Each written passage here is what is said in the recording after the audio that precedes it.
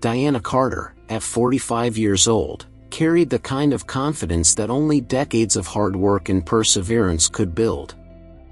A woman of quiet strength and proud heritage, she had spent nearly 25 years climbing the rungs of the culinary world, starting as a dishwasher in a small, family-owned diner and working her way up to become one of the most respected restaurant consultants in Washington, D.C. For Diana, the culinary arts were more than a career, they were a way of life, a blend of culture, passion, and tradition. Her journey was not an easy one. As a black woman in a competitive, often exclusionary industry, she faced her share of closed doors and skeptical glances. Yet through it all, she never compromised her integrity or her vision. Those who knew her admired her for her resilience, her fairness, and above all, her deep respect for the art of hospitality. One crisp autumn afternoon, Diana received a call that would change the course of her life. The voice on the other end belonged to Gregory Mitchell, a distinguished attorney she had met years earlier during a charity event. He spoke with measured formality, informing her that Edward Blackwood, one of the culinary giants of the city and someone she deeply admired, had passed away after a long illness. But what shocked Diana even more was what came next. Edward's final wish was that she be offered the opportunity to purchase the Arlington, his crowning achievement. The Arlington represents everything Mr. Blackwood stood for, Gregory explained. And he believed you were the right person to honor his legacy while bringing a fresh, thoughtful touch to its future. The news was almost too much to process. The Arlington wasn't just a restaurant, it was a landmark. Located in the heart of Washington, it had long been the dining destination for politicians, celebrities, and influential figures from across the country. To be entrusted with such a place was a profound honor and a profound responsibility. After several sleepless nights filled with soul-searching, Diana made her decision. She completed the purchase discreetly, through private negotiations handled by Gregory's firm. Staff at the Arlington were simply informed that a new owner would soon be introduced. No names, no details, only whispers of change on the horizon. As she finalized the last of the documents, Diana reflected on how far she had come. From the heat and chaos of kitchen lines to now owning one of the most prestigious establishments in the capital, her journey felt like a testament not just to her own efforts but to every mentor, every hardship, and every lesson she had gathered along the way. But Diana knew that before she could step into the limelight as the new owner, she needed something crucial, a true, unfiltered look at the heart of the Arlington. She had to see it through the eyes of a customer first, to understand its strengths, its flaws, and the soul that Edward had so carefully built. Only then could she truly honor the trust that had been placed in her hands. And so, Diana Carter quietly prepared herself for the next step, her first visit to the Arlington as an unknown guest. On a brisk Saturday evening, Diana Carter stood outside the glass doors of the Arlington, taking in the sight before her. The restaurant's brass fixtures gleamed under the soft glow of overhead lights, and the faint strains of a live jazz quartet drifted through the air. Though she had walked into hundreds of dining establishments in her career, this moment felt different. The Arlington wasn't just any restaurant, it was a legacy she was about to inherit. Dressed in a simple beige dress and modest pearl earrings, Diana exuded elegance without extravagance. She had intentionally chosen an understated look. It wasn't about trickery, it was about honesty. She wanted to experience the Arlington exactly as any unknown guest might, without the influence of a famous name or the flash of a designer label. Taking a deep breath, she pushed open the heavy door and stepped into a world of quiet opulence. The chandeliers sparkled, the white tablecloths were crisp and perfect, and the scent of freshly baked bread mingled with hints of aged wine. A maitre d', a slender man with a polished bow tie, looked up from his podium and gave her a brief, appraising glance. "Good evening, ma'am. Do you have a reservation?" he asked, his tone polite but noticeably cool. Yes. Winters. Diana Winters. Party of one, she replied, using the alias she had reserved under to avoid any premature recognition. The maitre d' hesitated slightly, scanning the list. Ah, yes. Right this way, he said, signaling to a young hostess, Jasmine Reed, who quickly approached. Diana noticed the fleeting look of surprise on his face. Solo diners, it seemed, were not the norm here. Jasmine, professional yet slightly nervous, led Diana past tables filled with well-dressed couples and groups of businessmen in tailored suits. Diana felt the glances, subtle but present, appraising her simplicity against the more polished crowd. She was seated near the kitchen entrance, a location that, while acceptable, was certainly not among the prime spots in the restaurant.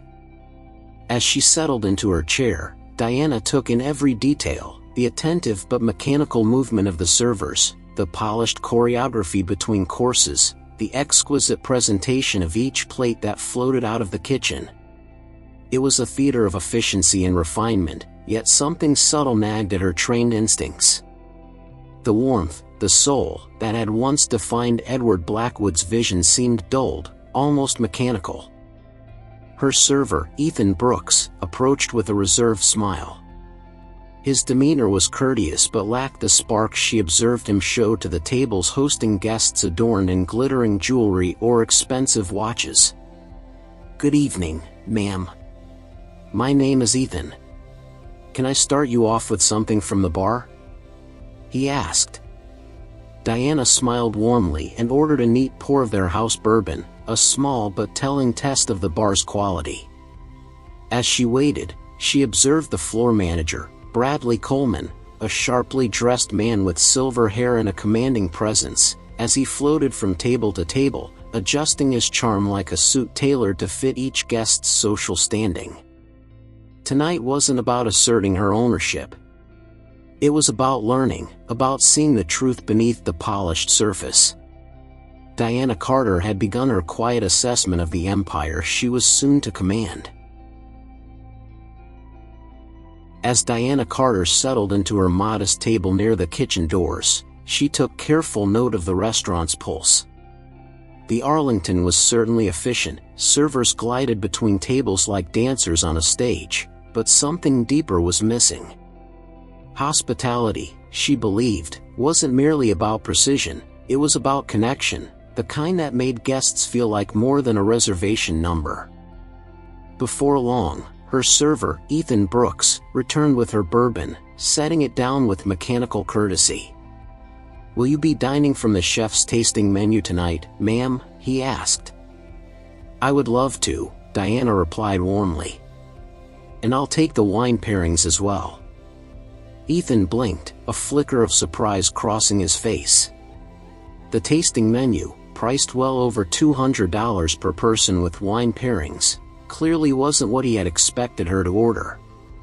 Nevertheless, he nodded and scribbled on his notepad with a polite, if restrained, smile. Across the dining room, Bradley Coleman watched the exchange. Diana caught his glance from the corner of her eye.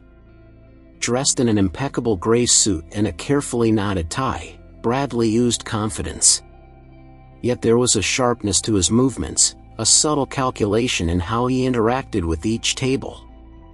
Where wealthy guests received broad smiles and lingering conversations, others, those less adorned or alone, were handled quickly and with practiced indifference. As the evening wore on and Diana enjoyed her courses, a delicate amuse-bouche, a perfectly seared scallop, a tender lamb chop, Bradley's behavior grew harder to ignore. He lavished attention on a table of businessmen bragging about their new yacht purchases, laughed heartily with a politician's party, and offered personal wine recommendations to guests flashing designer watches. Meanwhile, solo diners and more modest couples were treated with clinical efficiency. After her third course, Bradley approached her table, his smile tight and his demeanor heavy with condescension. "Good evening, ma'am," he said smoothly. I'm Bradley Coleman, the general manager here. I trust you're enjoying your meal? I am, Diana replied, her tone calm and even. The scallop was exceptional. Wonderful, Bradley said, his eyes scanning her simple dress and understated jewelry. The chef's tasting menu is an ambitious choice, he added, the slight stress on the word ambitious not lost on Diana. I believe in experiencing the best a restaurant has to offer, she replied, her voice carrying a serene authority that seemed to unsettle him. Bradley chuckled lightly, a sound that barely masked his skepticism. Of course.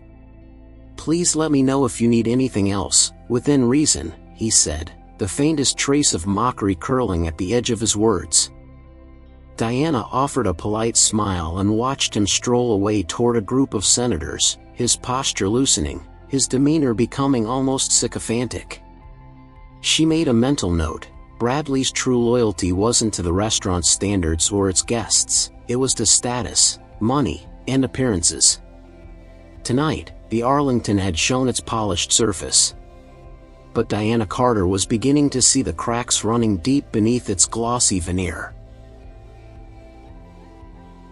As Diana Carter continued her tasting menu, she remained a quiet observer, blending into the rich tapestry of the Arlington's bustling evening crowd. Each course was beautifully plated, the flavors carefully balanced, a testament to a talented kitchen. Yet beneath the polished surface of perfect sears and exquisite sauces, Diana sensed an unsettling truth: the restaurant was coasting on reputation rather than passion. She watched as Ethan Brooks and other servers moved quickly and efficiently. Their steps were practiced, their manners impeccable, but there was something mechanical about it all, like a well-rehearsed play performed one too many times. Genuine warmth, that subtle ingredient that transformed a good meal into a memorable experience, was missing. The contrast between service styles was hard to ignore. Diana noticed how tables adorned with expensive jewelry or attended by loud, influential guests received lingering conversations, jokes, and personalized wine suggestions. Meanwhile, those who seemed less affluent were handled swiftly and with minimal engagement. It wasn't just inconsistency, it was an erosion of the founding spirit that Edward Blackwood had instilled years ago. Bradley Coleman's behavior amplified this growing concern. Diana observed him fawning over Senator Thomas Reed and his party, personally topping off their champagne and laughing a little too eagerly at every half-hearted joke. Across the room, a modestly dressed elderly couple celebrating their anniversary barely warranted a passing nod. The deeper Diana looked, the clearer the pattern became. It wasn't that the staff was incompetent, many seemed caught between maintaining professionalism and responding to the unspoken culture of favoritism that Bradley had enforced. The younger hostess, Jasmine Reed, appeared especially uncomfortable, her eyes darting anxiously whenever Bradley made a curt remark about guests he deemed unimportant. By the fifth course, a beautifully tender lamb dish paired with an exceptional Bordeaux, Diana decided to engage Ethan a bit more. She complimented the pairing and asked a few casual questions about the restaurant's history. At first cautious, Ethan slowly began to open up when he realized her curiosity was genuine. "I've been here 5 years," Ethan said, lowering his voice slightly. "It used to feel different. Mr. Blackwood made it a point to know everyone's name, whether you were a dishwasher or a sommelier. There was pride in working here. And now?" Diana prompted gently. Ethan hesitated, glancing toward Bradley's figure across the dining room. "Now it's all about appearances. If you don't look the part, or pay enough, you don't matter much." Diana nodded thoughtfully, her heart heavy but her resolve hardening. What she was witnessing was not simply a management problem, it was a slow decay of culture, a corrosion of values that once made the Arlington a true institution of hospitality. And Diana Carter, with her decades of experience and deep respect for real service, knew she couldn't just take ownership of the building or the kitchen. she would have to reclaim its very soul. Later that evening, as the last of her 7 courses was cleared away, Diana Carter noticed a small commotion at the restaurant's grand entrance. A group of 4 men in sharp suits entered, their voices louder than the usual low murmur of the Arlington's refined dining room. Senator Thomas Reed and his entourage had arrived, greeted with almost theatrical enthusiasm by Bradley Coleman himself. The shift in energy was immediate. Bradley, who had barely spared Diana a moment earlier, sprang into action, snapping orders at servers and rearranging tables to accommodate the senator's party. Champagne flutes appeared, an ice bucket materialized, and several servers, including Ethan Brooks, were pulled away from their tables mid-service to tend to the influential guests. Diana observed it all carefully. She wasn't offended by the deference to important patrons. She understood the practical realities of fine dining, but the way the regular guests were so abruptly abandoned revealed something much deeper about the establishment's culture. To Bradley, service was not about hospitality, it was about hierarchy. When Diana requested to speak with the sommelier, Nathan Carter, to compliment the exceptional wine pairing with her lamb course, Ethan returned apologetically. "I'm sorry, ma'am. Nathan is currently occupied with Senator Reed's table," he said, clearly uncomfortable. Understanding the situation but unwilling to let it pass, Diana smiled and asked if perhaps Bradley could assist her. A few minutes later, Bradley returned, his demeanor a mix of forced courtesy and visible irritation. Speaking just loud enough for nearby tables to hear, he explained that their sommelier's attention was reserved for regular patrons and subtly insinuated that Diana's inquiries were both inconvenient and inappropriate. Diana, maintaining her composure, requested to purchase a bottle of the Bordeaux she had enjoyed during dinner. Bradley, seeing an opportunity to reassert control, quoted an exorbitant price, nearly double its market value, and insinuated that it might be better if she sought wine elsewhere. His tone dripped with condescension, implying she was out of place in such a refined establishment. The nearby tables grew awkwardly quiet, sensing the tension. Yet Diana remained poised, giving Bradley no satisfaction of seeing her flustered. Instead, she thanked him politely, signed her check, and left a generous tip for Ethan, who had done his best under difficult circumstances. Outside in the cool night air, Diana didn't feel humiliated, she felt resolute. Bradley Coleman had revealed his true nature in public view, elitist, dismissive, and arrogant. But even more critically, Diana recognized that such behavior wasn't isolated to one bad evening. It was symptomatic of a leadership failure that could eventually rot even the most prestigious restaurant from the inside out. She crossed the street to a quiet coffee shop, ordered a simple black coffee, and pulled out her leather-bound notebook. From her seat by the window, she watched the Arlington's elegant facade and made detailed notes. Tonight had given her more than she expected, not just insight into the staff or the service, but a first-hand look at a deep, systemic rot she would need to cleanse. Tomorrow, Diana Carter would begin her real work, not just as an owner, but as a restorer of a lost legacy. That evening, after leaving the Arlington and gathering her thoughts over a quiet cup of coffee, Diana Carter knew that careful observation alone would not be enough. If she was to repair the deep fractures in the restaurant's culture and hold Bradley Coleman accountable, she needed hard evidence. Waiting patiently across the street, she watched as the kitchen staff began to leave through the side door just after 11 p.m. Despite their exhaustion, the young employees chatted amicably, their camaraderie visible even after a long night's work. Among them, Diana recognized Ethan Brooks, still in his now slightly rumpled uniform, and Jasmine Reed, clutching her coat against the autumn chill. Seizing the opportunity, Diana approached them with a warm, non-threatening smile. "Excuse me," she called gently. Ethan turned, visibly surprised.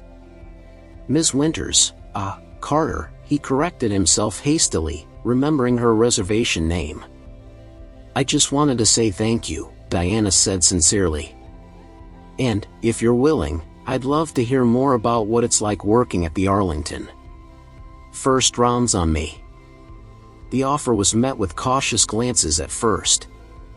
After a brief pause, though, curiosity won out. Ethan, Jasmine, and 2 other staff members, Carlos Rivera, a line cook, and Olivia Bennett, a newer server, agreed to join her at a quiet pub nearby. Inside the cozy pub, the atmosphere quickly shifted from formal to relaxed. Over burgers and pints of local craft beer, the employees began to open up. Diana asked simple, respectful questions, encouraging them to share their experiences without fear of judgment. As the conversations unfolded, a clear and troubling picture emerged. Carlos, a veteran in the kitchen, spoke of cost-cutting measures that had led to inferior ingredients being substituted for premium ones, all without lowering menu prices. Olivia confessed to being reprimanded for spending too much time with guests who didn't display visible wealth. Jasmine revealed that she had been quietly helping with administrative tasks and had seen irregularities in the accounting, sales not properly logged, particularly of rare wines paid for in cash. Ethan leaned in, lowering his voice. There's a second ledger, he said. Bradley keeps it locked in his office. High-value cash transactions never hit the official books. Diana listened carefully, each revelation confirming what she had suspected. The Arlington wasn't just suffering from a cultural decline. It was bleeding integrity and money under Bradley's leadership. Rather than press them further, Diana simply thanked them for their candor and paid the tab. Before parting ways, she reassured them there are better days ahead. Please keep doing your best, and know that real change is coming. Later that night, back in her home office, Diana carefully documented every conversation, every detail. She contacted her attorney, Gregory Mitchell, requesting an urgent review of the Arlington's financial records, staffing contracts, and vendor agreements. By the time the first light of dawn crept over Washington, D.C., Diana Carter was ready. She didn't just have suspicions anymore, she had a foundation strong enough to demand accountability. The next step would be public, decisive, and irreversible. The reckoning for Bradley Coleman was about to begin. The next morning, as the sun rose over the stately streets of Washington, D.C., Diana Carter prepared for one of the most important meetings of her life. Dressed sharply in a tailored navy blue suit and low heels, she radiated authority without a hint of arrogance. At her side was Gregory Mitchell, her trusted attorney, carrying a leather portfolio stuffed with evidence of misconduct, documents, screenshots, and testimonies that painted a damning picture of Bradley Coleman's leadership. At precisely 8 a.m., Diana arrived at the Arlington. The staff had been summoned for an emergency meeting in the private dining room. As they filed in, confused and whispering among themselves, Diana noted the varying expressions: suspicion, curiosity, hope. Bradley, standing near the head of the long mahogany table, wore a look of growing irritation, checking his watch impatiently. When everyone had settled, Diana stepped forward with quiet confidence. "Good morning," she began, her voice carrying easily across the room. "Thank you for coming on such short notice. My name is Diana Carter, and as of 3 weeks ago, I am the owner of the Arlington." The reaction was immediate. A gasp rippled through the staff. Eyes widened. Some mouths fell open in shock. Bradley's face turned pale, his swagger draining away like water from a punctured bucket. "That's impossible," Bradley blurted out. "The Arlington is managed by the restaurant group. Gregory calmly cut him off, distributing copies of the purchase agreement to the board members present. The ownership was transferred directly from Edward Blackwood's estate, he said. The restaurant group's management contract was dissolved as part of the sale. Diana turned her gaze back to Bradley. I visited my restaurant yesterday as a guest, she said evenly. And what I witnessed was deeply concerning. Bradley, grasping for composure, stammered, Miss Carter, if I had known that I was wealthy, that I was important. Diana interrupted smoothly, her tone razor-sharp but composed. You revealed your true attitude not because of who you thought I was, but because of who you thought I wasn't. As the room fell into stunned silence, Gregory presented the evidence, the shadow ledger documenting unauthorized cash sales, the vendor markup scams, the reports of favoritism and toxic work culture. Each piece landed like a hammer blow, driving home the depth of Bradley's betrayal not just of Diana, but of the staff and the legacy of Edward Blackwood himself. Bradley made a last, weak protest. This is slander. You have no proof. On the contrary, Diana said, her voice like steel. We have everything we need. Your employment is terminated immediately. And law enforcement has already been notified. Security personnel, discreetly waiting outside the dining room, entered and escorted Bradley out. As he was led away, Diana addressed the staff. The Arlington was once a place of pride, for all who entered its doors, she said, her voice warming. It will be that again. With your help, we'll restore its soul, not just its reputation. A few moments of stunned silence were followed by scattered applause. Diana caught the grateful eyes of Ethan, Jasmine, Carlos, and Olivia, and felt a surge of quiet satisfaction. The reckoning was over. Now, the rebuilding could truly begin. In the days that followed Bradley Coleman's removal, a fresh energy began to breathe new life into the Arlington. Diana Carter wasted no time setting her vision into motion, determined to honor the true spirit of the legendary restaurant. For her, restoring the Arlington was not simply a matter of fixing broken systems, it was about restoring dignity, pride, and community to a place that had once stood as a symbol of genuine hospitality. One of her first actions was to meet individually with the staff. She sat with everyone, from line cooks to servers to the housekeeping crew, listening to their concerns, their hopes, and their ideas. Each conversation was met with sincerity and patience. Diana knew from experience that the strength of a restaurant was not built solely in the kitchen but within every soul who worked tirelessly behind the scenes. She reinstated old traditions Edward Blackwood had cherished, celebrating staff birthdays, hosting monthly family meals where employees dined together, and encouraging open-door communication. She introduced professional development opportunities, offering scholarships for culinary courses and sommelier certifications to those who wanted to grow. Diana made it clear, if you were willing to work hard and care deeply, you had a future at the Arlington. One afternoon, Diana gathered the entire team in the main dining room. Sunlight streamed through the tall windows, casting a warm glow over the polished floors and crisp linens. I want you all to know, she began, her voice steady yet full of feeling, that the Arlington's reputation was built not on silverware or chandeliers, but on people. People who cared about every dish served, every guest welcomed, and every small detail that made a night unforgettable. She paused, scanning the room where faces once tight with fear were now easing into smiles. We will once again be a restaurant where every person, regardless of what they wear or who they are, feels honored when they walk through these doors. Her words resonated deeply, especially with older staff members who remembered the restaurant's golden days under Edward Blackwood. Diana's approach wasn't about tearing down the past but about weaving its best traditions into a vibrant, inclusive future. In the months that followed, the change was palpable. Word spread quickly through Washington society that the Arlington was under new leadership. Food critics who had once lamented the restaurant's decline now penned glowing reviews about its revival.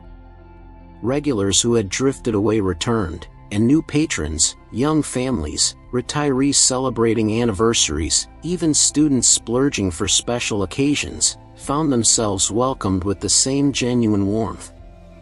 Behind the scenes, teamwork flourished. Staff retention improved, customer satisfaction soared, and for the first time in years, the laughter in the kitchen matched the sparkle of the chandeliers. For Diana Carter, it was never about prestige or profits alone. It was about restoring something far more enduring, a legacy of integrity, heart, and hospitality.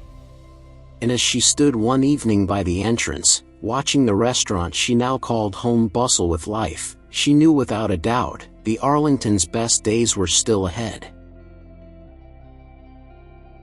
The story of Diana Carter and the Arlington offers profound lessons that resonate deeply, especially for those who have witnessed life's many seasons. At its heart, this journey reminds us that true character is revealed not in moments of comfort, but in how we treat others when no one is watching. Diana's calm dignity in the face of condescension teaches that respect and humility should never be based on appearances or status, but on shared humanity. Another powerful message lies in the idea that real leadership is rooted in service, not control. Diana didn't seek power for its own sake, she sought to restore a legacy, to lift others up, and to heal a broken culture. In a world that often celebrates ambition at any cost, her example is a quiet yet powerful call back to integrity, patience, and compassion. Perhaps most importantly, Diana's story proves that it is never too late to begin anew. Whether you're in your 40s, 50s, or beyond, the opportunity to build, to lead, and to inspire is always within reach. Experience is not a weight but a foundation, one that equips us to create lasting, meaningful change when the time comes. For those entering the later chapters of life, Diana's journey offers a beautiful reminder: your wisdom, your resilience, and your unwavering sense of what is right remain among your greatest strengths. True success is not measured by titles or wealth, but by the legacy of kindness, courage, and dignity you leave behind.